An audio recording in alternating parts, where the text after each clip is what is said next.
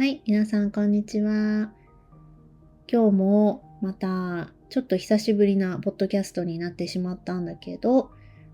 今月は多分これで3回目かな？収録するのが。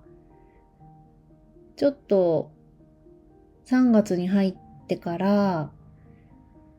少しだけだけど働き方を変えてるっていうのと、新しい仕事とか、いろいろやることが増えているので、そこで忙しくなったわけではないんだけど、働く時間を縮小したりしているので、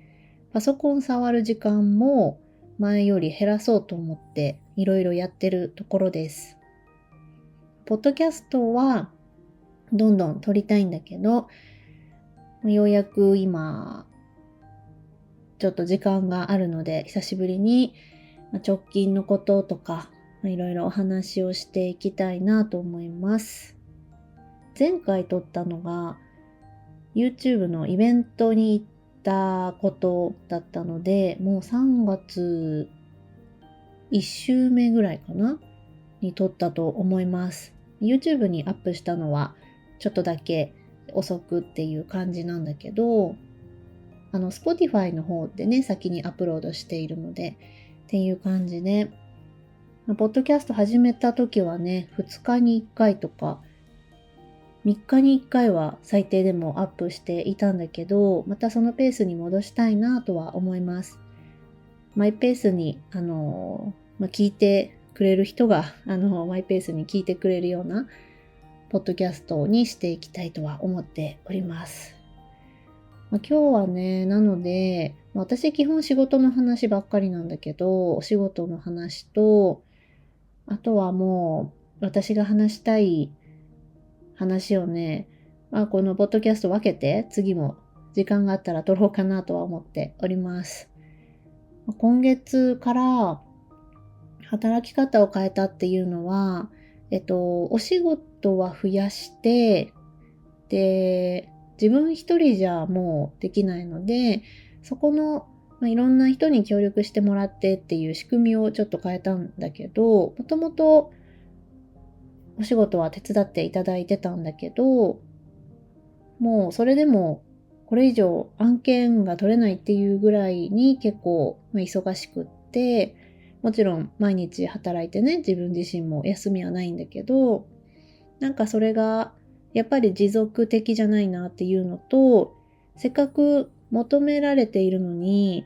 そのお仕事を断るっていうのは、やっぱり私自身にも良くないと思うし、せっかくお願いしてくれてる方にも申し訳ないなっていうのがあったんで、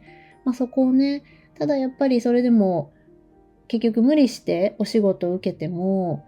そこに結果が出なかったら、それはそれでね、申し訳ないし、やっぱりお仕事って全部やればいいってもんではなくて、もう自分にとっても相手にとってもいいメリットがあるっていうものじゃないと引き受けたらダメっていうふうに思ってるので、もちろんお金をもらえるとしても、それは対価として自分の時間とか労力をかけますからね。で、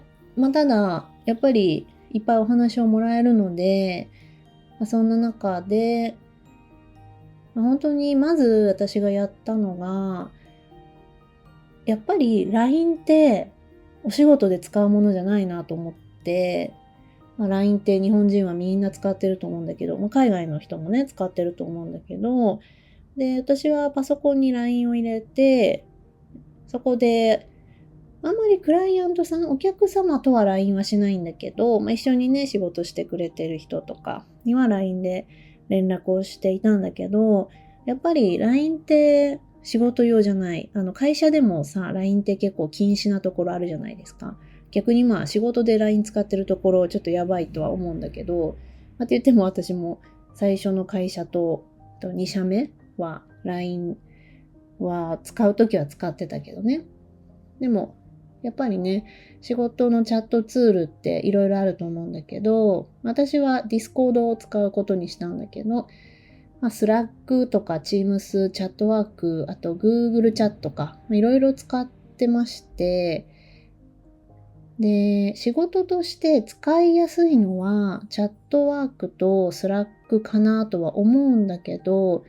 両方とも有料なんですよね。で、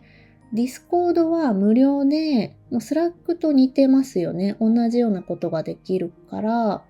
で、ディスコードも私は慣れていたので、じゃあディスコードを使おうということで、普段ね、LINE でもう毎日のように連絡してた人、お仕事の連絡ね。で、ディスコードに移行しまして、やっぱりそれがすごく良かったなって思って、いろいろ良かったなと思う面はあるんだけど、まず一つが、そのディスコードの、私は、あれはサーバーか。ディスコードってサーバーって言いますよね。私の会社名のサーバーを作りまして、そこに働いてくれてる方に入っていただいて、で、そうすると、やっぱり一覧で、私からしたらね、一覧で、一緒に仕事をやってる人だけのやり取り、チャットの窓が見えて、で、そのディスコードのサーバーの中に、それぞれその人との1対1のサーバーもあれば、案件ごともあれば、全体連絡っていうのもあるんだけど、やっぱり LINE だと本当にプライベートがメインなので、LINE をパッて開いた時に、やっぱりごちゃごちゃになってる。あとなんかお店の公式 LINE とかもあるから、で、私LINE ってピン止めできるから上の方にね、固定とかしておくんだけど、だとしてもやっぱりね、家族との LINE とかも毎日するし、LINE 通知が来て、それがお仕事なのか、プライベートなのか、ね、すぐ返事した方がいいのかとか、そういうのもね、開かないとわからないっていうのがあるので、私ね、LINE の返事はね、基本めちゃくちゃ早いんだけど、返事しなくても大丈夫かなってやつは、既読つけるかつけないか、それはあんまりこだわってないけど、そんな返事は早くないです。なんか前、スレッズでついこの間見たのが、LINE の返事遅い人って理解できないみたいなスレッズを見て、なんで開いてるのに返事しないんだっていうのを見て、でも多分ね、あえて返事しない人の方が多いと思うんだよね。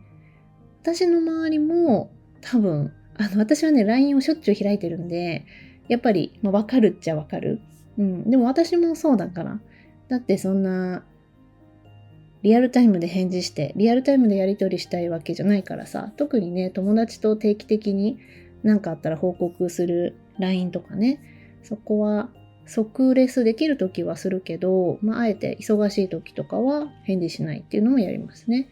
そんな感じで、やっぱり LINE って家族とか友達とか、もうほんとお店とか、いろんなものがあるんで、やっぱりなんか視覚的にね、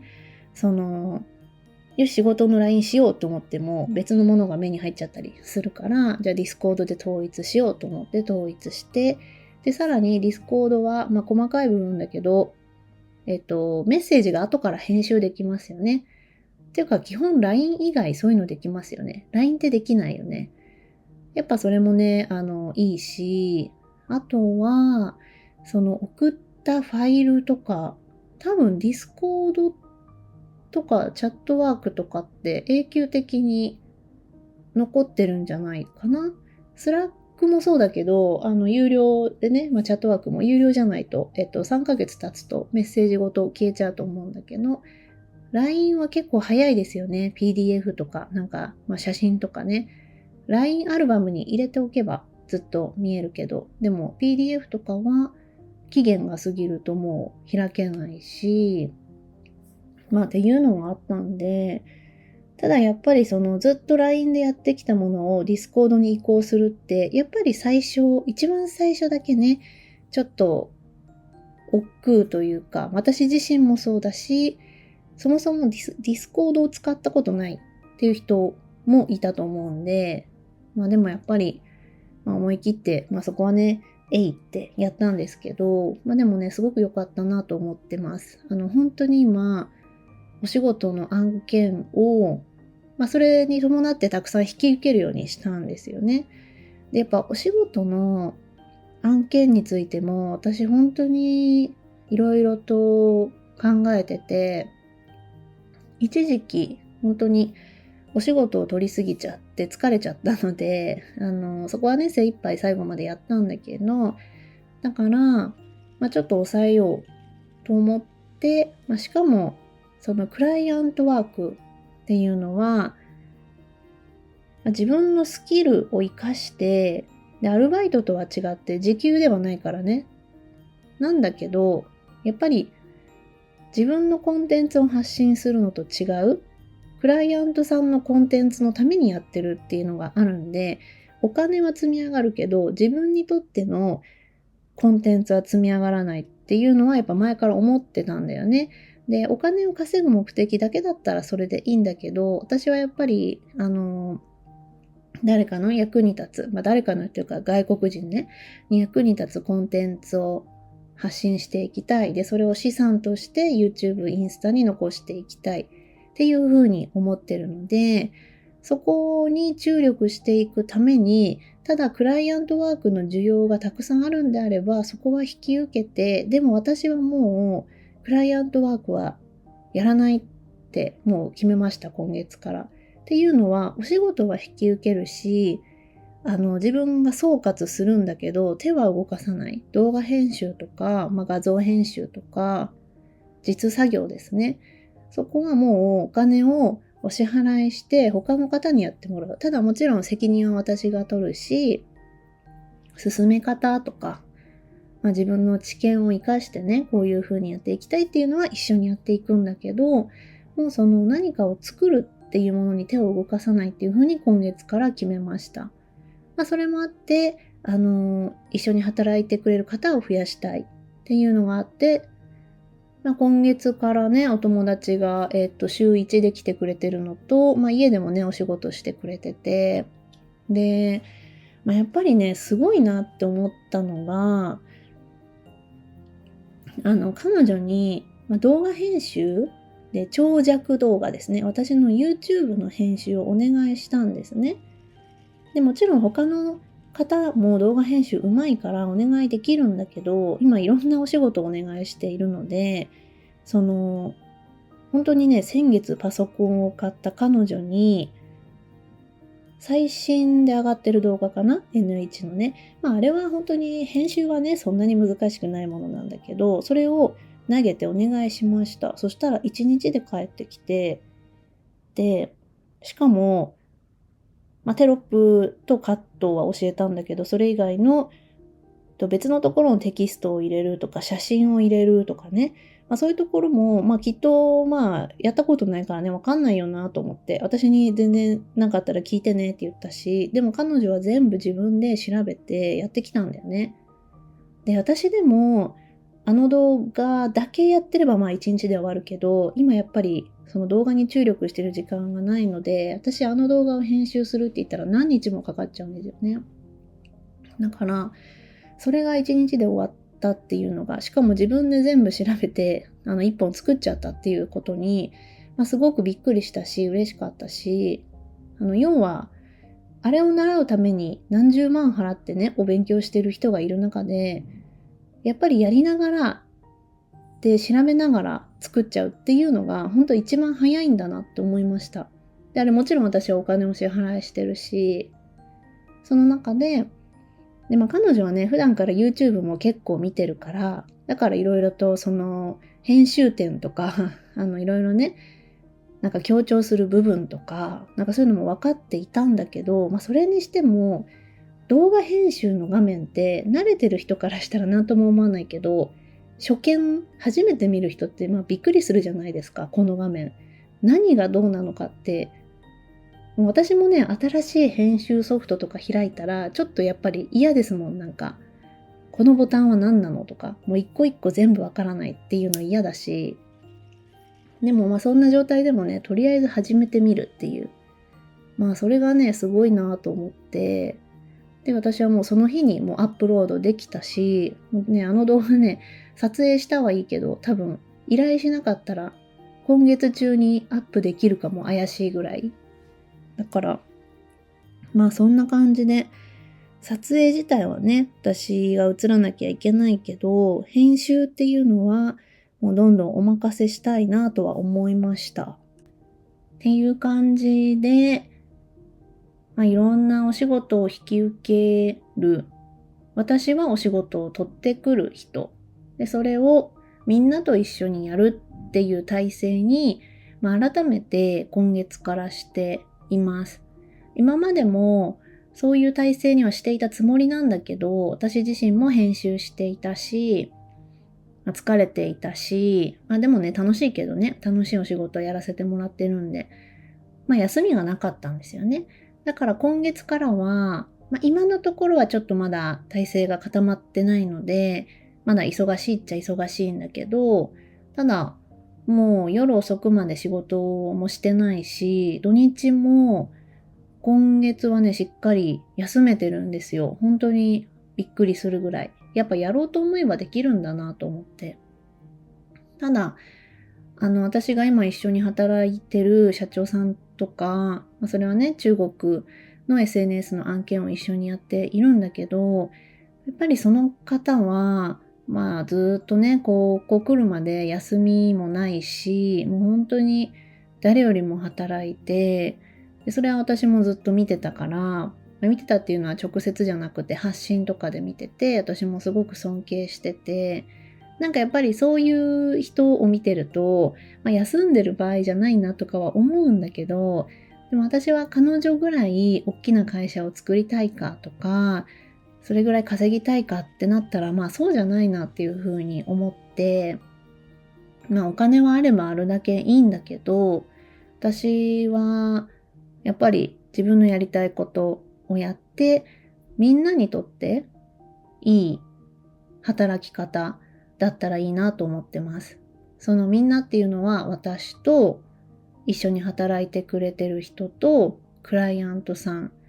それはクライアントワーク。で、私が発信してるね、YouTube とか日本語レッスンの方は私と手伝ってくれてる人たちと見てくれてる人ですよね。そこがみんなが最高って思ってもらわないと辛いんでね。私が辛かったら嫌だし、なんか見てる人がつまんないと思っても嫌だし、一緒に働いてくれてる人がしんどいと思ってたら嫌だし、そこがね、全部、あの、よしってならないと、仕事はね、すべきじゃないなとは私は思います。でも、本当に急成長してる企業とか、社長さんとか、稼いでる人っていうのは、そこは考えてないなと思います。考えてるって発信してたとしても、自分自身を犠牲にしてるし、一緒に働いてる人も全員を幸せにするとか、そういうのもでき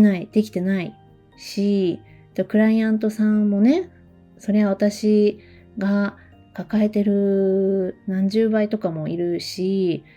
で、全員にね、いい結果を渡せてるかって言ったら、そうじゃないですよね。それはやっぱ難しいからね、どんな人でもね、それはできないと思う。1000人じゃないんだから。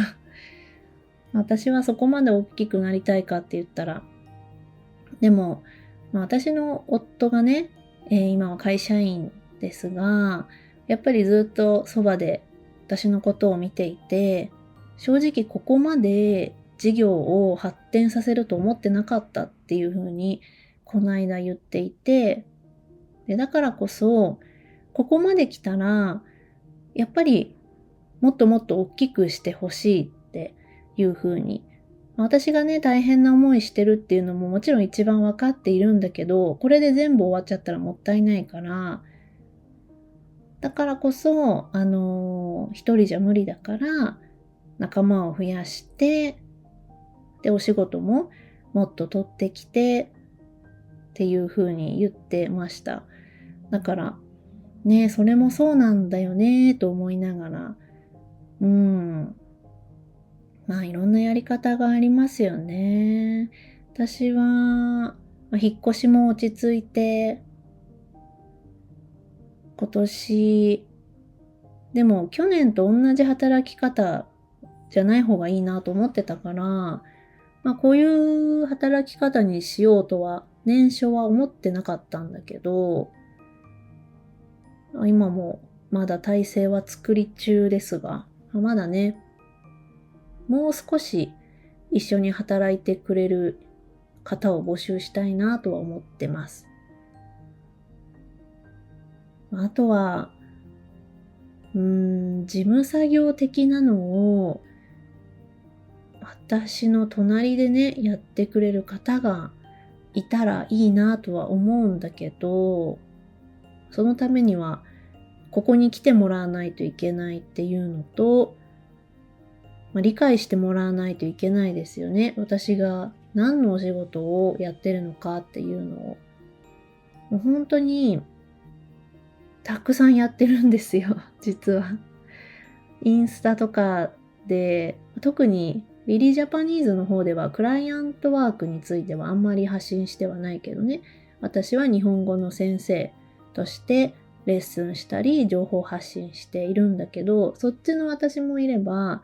クライアントワークしてる私もいるんですよね。やっぱりクライアントさんが見てる可能性もあるっていう中であんまりたくさん書けないっていうのと、本当に今月は大きいお仕事がたくさん入ったので、その中でもまだ発展中、まさに今構築しているスタートアップの段階っていうのもあったりして、安定しているわけではないんだけども、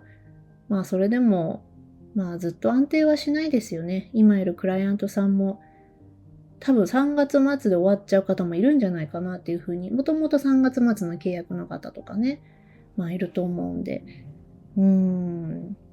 んな感じで、やってます。